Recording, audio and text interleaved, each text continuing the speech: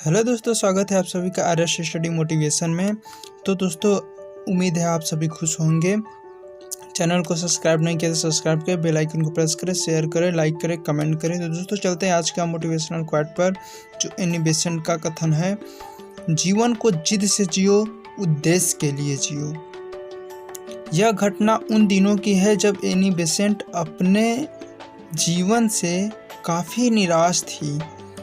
उनके मन में एक सार्थक जीवन जीने की ललक उठी।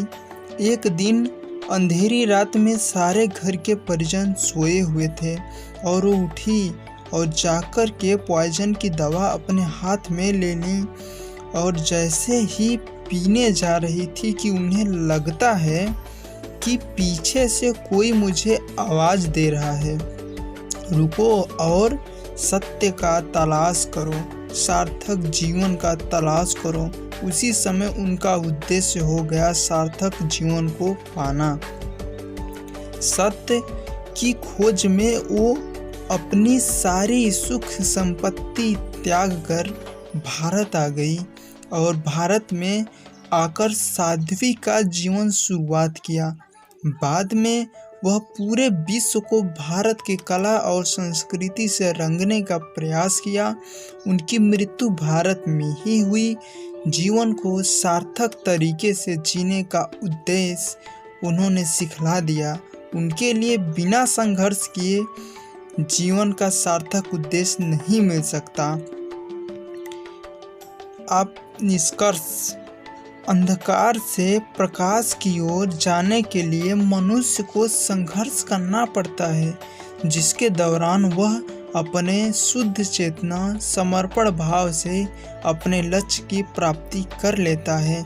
ऐसे संघर्ष समान व्यक्ति की ईश्वर भी सहायता करता है, बशर्ते वह सच्ची लगन व उत्साह के साथ सार्थक जीवन के प्रति संकल्पकृत हो।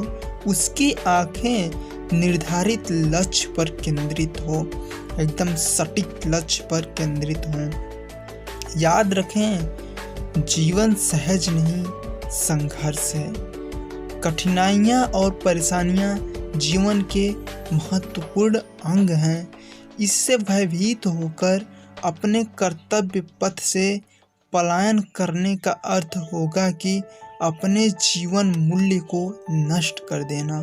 सच तो यह है कि कठिनाइयों और दुखों पर विजय प्राप्त करके ही मनुष्य ने इतना बड़ा भौतिक संसार निर्मित किया है, इतना बड़ा भौतिक संसार निर्मित किया है। जब कड़वी दवाई खाने से हमारे स्वास्थ्य में सुधार हो जाता है, तो हम अपने जीवन को सुदृढ़ बनाने के लिए संघर्ष जैसी कड़वी दवाई का सेवन क्यों न करें, संघर्ष जैसी कड़वी दवाई का सेवन क्यों न करें। त्रेता युग में राम भगवान को 14 वर्ष का वनवास मिला था और वह लंका पर विजय पाए।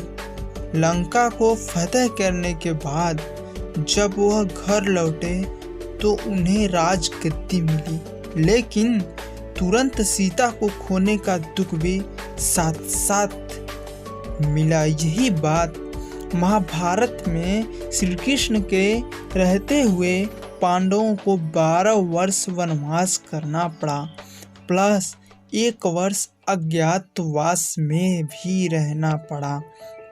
अर्थात यह संघर्ष आदिकाल से चला आ रहा है।